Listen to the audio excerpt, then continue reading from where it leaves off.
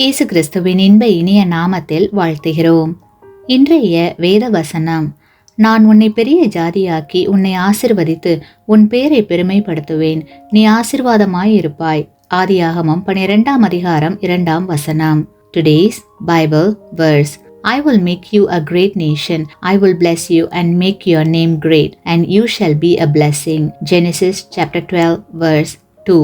கிறிஸ்துவுக்குள் பிரியமானவர்களே, கர்த்தர் ஆபிரகாமுக்கு கொடுத்த ஆசீர்வாதங்களை நாம் நன்கு அறிவோம். ஆபிரகாமை ஆசீர்வதித்தது போல தேவன் நம்மையும் ஆசீர்வதிக்க விரும்புகிறார். இந்த இக்கட்ட நாளில் வேலை இல்லாமல், படிப்பு இல்லாமல், குடும்பத்தில் சமாதானம் இல்லாமல் தவிக்கிறீர்களா?